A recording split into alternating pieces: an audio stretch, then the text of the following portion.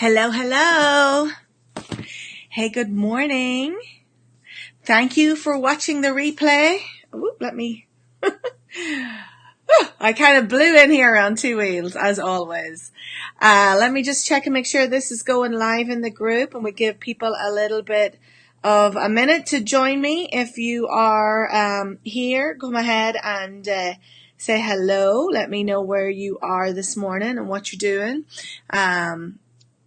We will give some people to get on a second to get on the live. I'm going live, and make sure you can hear me. Okay, so I don't have my headphones in, so I think I will plug them in because it just gives a little bit of a better sound, I think. All right, here we go. Let me see what's happening. It doesn't say live anymore.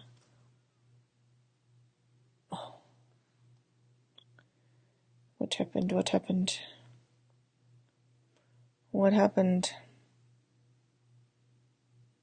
I think I'm still going live. I'm not sure why it doesn't show it. Oh, it's there. Just getting used to new technology. Isn't that the way? And if you saw my Instagram post yesterday, you'll see that I had a lot of technology challenges over the last couple of days. I think it's Mercury in retrograde or one of those things. Anyway, thank you for joining me here live. If you're here live, go ahead and write in the comments. Say hi, let me know where you're calling from and what you're up to this morning, or where you're watching from, not calling. I do sometimes think I'm on a radio show. And if you're watching the replay, go ahead and type hashtag replay. And as we go, if you have any questions or any thoughts or comments come up, go ahead and write them in the comment box, because I address all of your questions and comments, and happy and excited to do so. So if you don't know me, if we've never met before, my name is Ingrid Owens, and I am a business coach and marketing strategist for creatives. I have been online for almost 10 years now, actually over 10 years. Been working in this online space, and more recently doing coaching with creatives and people with creative business owners, coaches, all that kind of jazz. So in this weekly show, we talk about all sorts of different business related stuff, mindset related stuff related to business, marketing stuff, all kinds of things. So I see somebody's joined me live. Go ahead and type and let me know where you're from. I'm excited to be here. So today, I'm very prepared. I've got some notes here, but I'm going to try not to look down at them too much. But I did prepare a little bit for today, because what I wanted to talk about was the biggest thing that holds people back from starting a business, because I have a heart for the person who is just starting out. Seems to be the person who I work with the most, somebody who's trying to really get started online, and is specifically with a creative business, because I feel like sometimes it takes a little bit more than just, working like a jobby job. Definitely entrepreneurship is different to a jobby job, but a creative business, when you're selling some of your creative work or your services in a creative way, that's like putting a little bit of yourself out there. And so we have a different set of things that hold us back, I feel, than just the normal stuff. And over the last couple of weeks, you might have seen me that I had been requesting to get on calls with different people, because I've been doing some market research. And the overwhelming result from that market research, the one thing that was stopping and holding people back from starting their creative business, was that they had fear.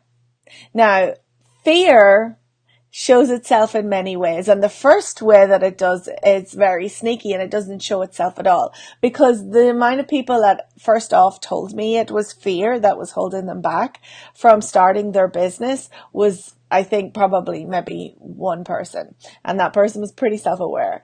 So what they were really coming and saying to me was things like, I don't know how to do all the things, and I'm not sure how to get started, and other stuff is happening before this, and I just don't have the time, and I don't know how to market my business. And there's a lot of stuff, but actually underneath all those things was a fear of something. So what I wanted to do today, and it'll probably take me a couple of lives to go through some of these things, but what I really wanted to focus on today was calling that fear for what it is.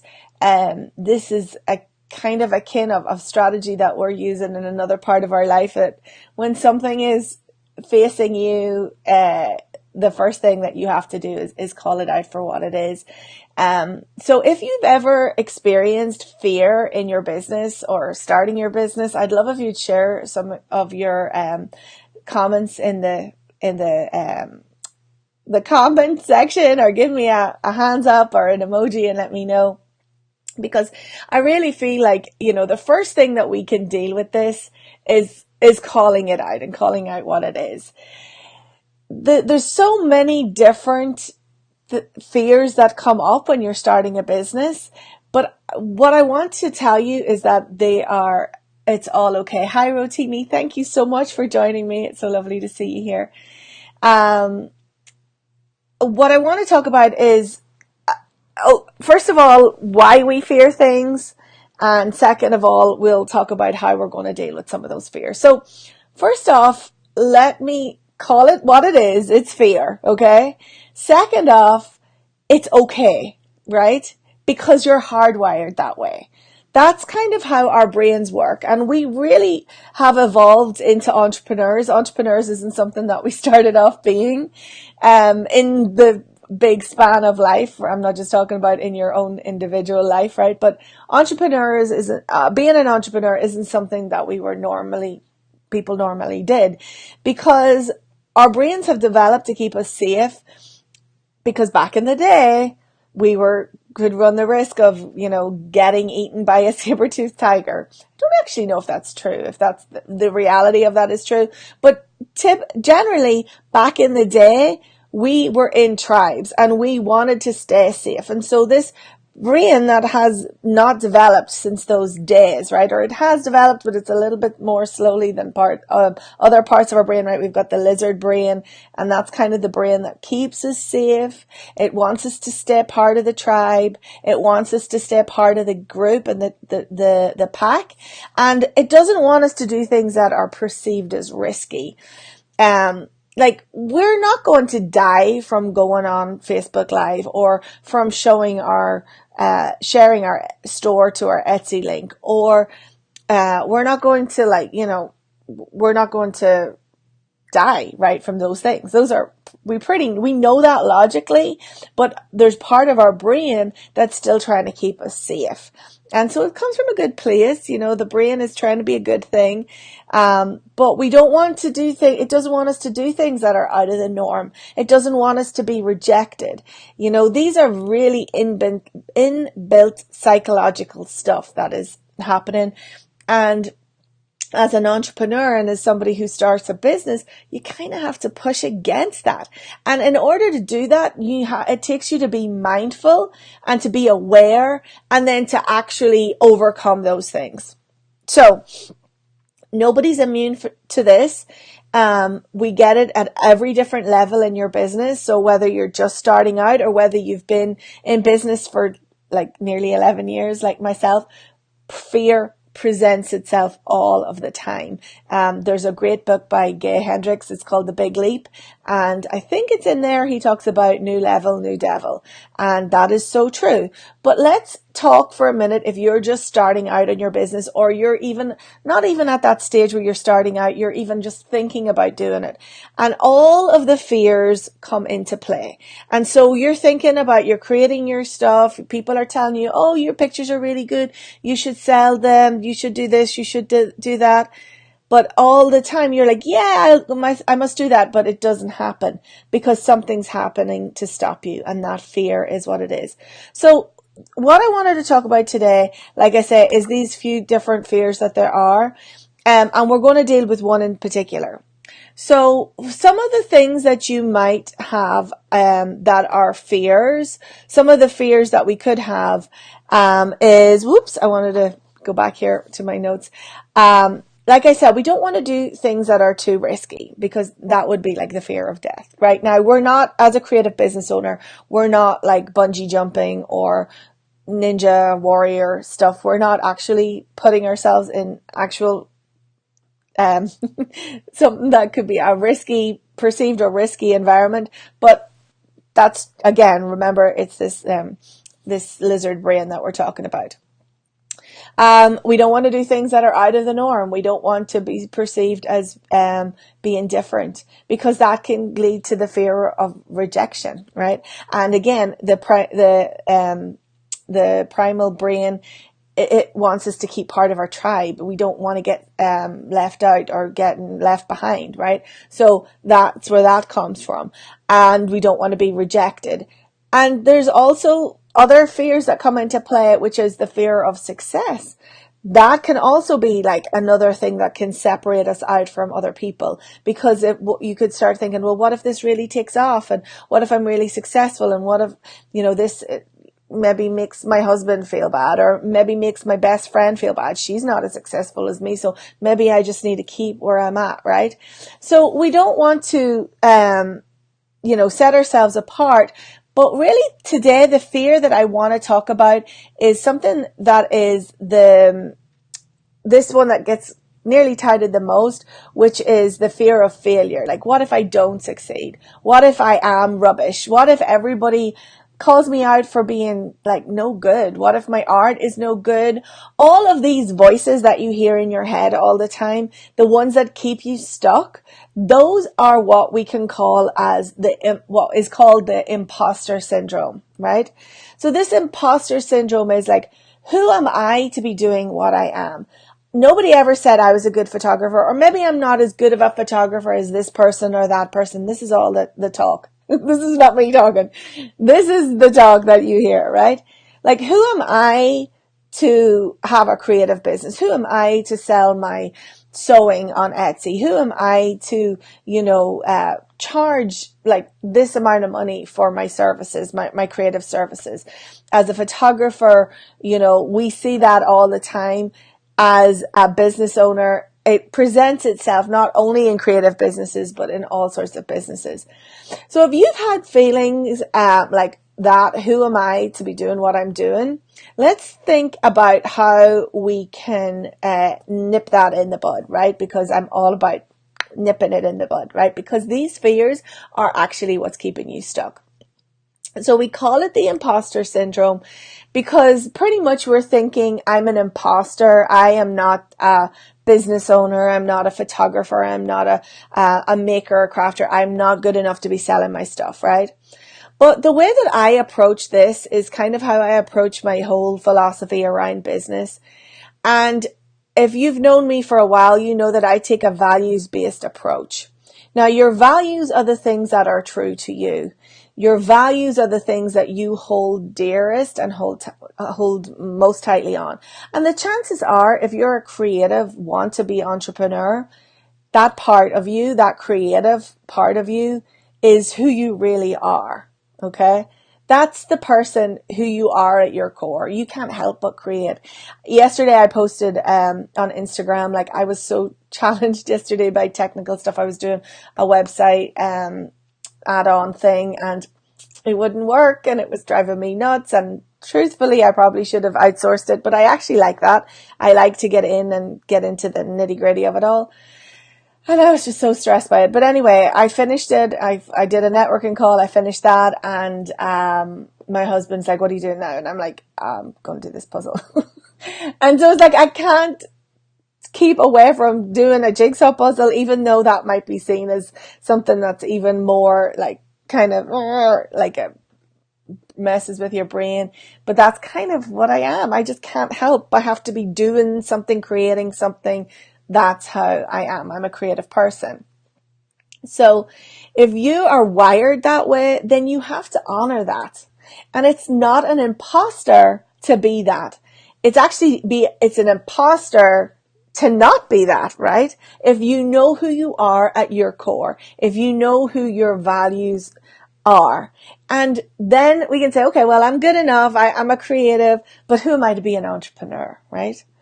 And I want to say to you, who are you not to be an entrepreneur, right?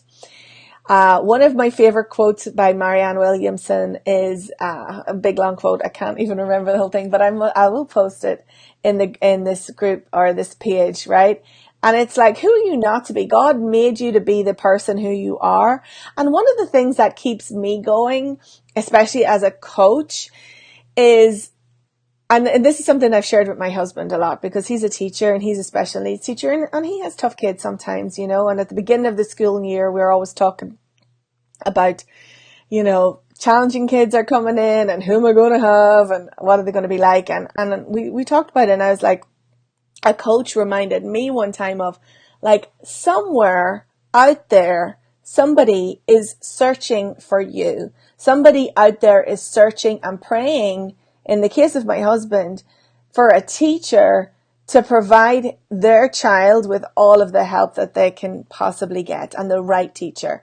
And I'm like, you know, the universe, God, whatever you want to believe in, has a way of matching us up with this. So by hiding your light, you're actually, you know, you're blocking somebody. You're doing a disservice from somebody by not showing up and providing the service that you are. So it's a service, or be it your products or whatever it is that you're selling. If you're not showing up, you know, you're doing a disservice, not only to yourself and who you actually truly are, but to the world at large, right?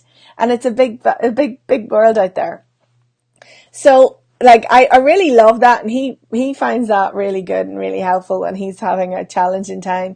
I find it really helpful too, because I don't always want to come on here live. You know, we all get the days, but I know out there's somebody needs to hear what I have to say today. So who am I to, like, sit and have a duvet day? Like, I have to, you know, I have to share what I have to say. It's in me. It's part of who I am. Okay. So, how are we going to overcome this imposter syndrome? Okay. Because it's all very well, Ingrid, talking about, like, you know, oh, I'm great, I should do this. But I want to give you some actionable tools, right? And so, first of all, we've got 4. Well, sort of 3, but 3 and a bit, right? So, the first one is, remember, it's just a fear. It's a fear of failure, of being exposed, of all of the things. Call it what it is. It's an imposter syndrome. Recognize it, right? So that's kind of the first bit. Once you call it out, like, so we've had a situation in our thing about bullying, okay? I've had it in my past, and we're coming up against something right now too, but in our family, you've got to call it what it is. That's the first thing. And so I treat these fear things like they're like an inner mean girl or an inner bully. And you got to say, you know, okay, I see you. I see what you're trying to do. And actually, they're not even bullying you. They're trying to keep you safe, right? Remember that it's that part of your brain that's trying to keep you safe. And so just say, call it what it is. Okay, I'm not going to stand for that. Number 2, part of that is being kind to yourself, right? So it's you that's, you know, judging yourself. So treat yourself kindly. Like all bullies, right? They've all got issues. There's something going on. They're doing it like, you know, they're looking for attention or something. So hear that fear in yourself and say, thank you for trying to keep me safe, but I'm going to do this thing anyway. So be kind. Don't judge yourself. The third thing, and this is really actionable, is look at evidence that you have in your past and in your present that you are good at what you do. So if you're a photographer, I encourage you to put up your beautiful photos. Print them out, put them on the wall. If people have told you you've helped them, start like a feel-good file and keep that in there. You know, customer reviews and stuff, we can be kind of scared to ask for it sometimes, but it is so helpful when it's positive, and even when it's not positive. But when it's positive, it's really helpful to reassure us. So I have a Take 52 group. Some of you might be watching me live in here. I love that because it forces you to put your best photo out there, and you can sit back and look at all those photos that you've taken over the course of a year and go, pretty good. Like, this is good, right? So it could be a post-it note. I keep tons of post-it notes all over the place with little affirmations and little reminders, and keep that proof of yourself right there. And then if you haven't got an affirmation or you haven't got any proof, you're going to have to give it to yourself, because it's okay to get it from somebody else, but you also want to do it yourself. So write it out. So when you are feeling like you're a good photographer, or you should be in business, or this is the right thing for you, or what the next step is that you're doing, write it out and keep it there. And keep it there right front and center. I am great at what I do. I do deserve this. I need to shine my light with the world. Somebody there is praying for what only I can give, right? So call it what it is. Be kind. Look for proof. And give yourself reminders and affirmations of why you should be doing this. All right. That's it today. Got a little woo today. Got a little mindset stuff in there. But it's so important, because entrepreneurship is not for the faint of heart. And you've got to be able to control your mind. And as one of my mentors, Brooke Castillo, says, it's like your mind can be like a toddler with a knife. If you let it run around unsupervised, it can do a lot of damage, right? So the first thing is, remember to hold it. Keep aware of what's happening. Good thing for me is keep aware of the shoulds. So when you're seeing shoulds in your vocabulary, then you know that maybe the alignment isn't there. But remember, like, who are you not to? Okay. If you are, disappeared off my computer for a second. I guess I've gone on for a long time. If you are somebody who is considering starting a creative business, even a little tiny bit, or you've started and you're not sure if you're going the right direction, I have something very exciting happening in October. And we're nearly in September, so in 4 weeks' time, and it's probably going to be happening maybe the last week in September. So I am launching a new group program called Idea to Business, From Idea to Business, which is going to get you from an idea to a business. And it's specifically for creatives and people who want to have a creative business, people who want to make some money out of their creative efforts, whether that's photography, something online, they want to sell a product or a service, you maker, whatever it is. And you don't even have to know what it is. You just feeling like you're called to do that. That's what this program is going to do. This program is going to help you clarify what the idea is, get clear on how you're going to approach it, where you're going to serve, how you're going to produce it, all of the nitty gritty, and get you to a place that you have an actual business at the end of our time together. It's a short program. It's a group program you're going to be doing with other people who are in the same weeds as yourself, with me supporting you throughout. So I'm very excited about it. I'm going to tell a lot more about it in weeks to come. So it's just in the infancy stages right now. But if you would like to get on the wait list to hear more, be the first to know, because it is a small group. I love working with small group programs, so it is only going to be reduced to the number of people that I'm not sure exactly how many, but it is going to be restricted. So if you want to get on the wait list to be the first to know, click the link. I will put it somewhere in this video. Okay, I will let you know, be the first ones to let you know when the card is open and you can sign up, because there will be some extra special goodies for those people who take fast action, because I'm all about action. All right.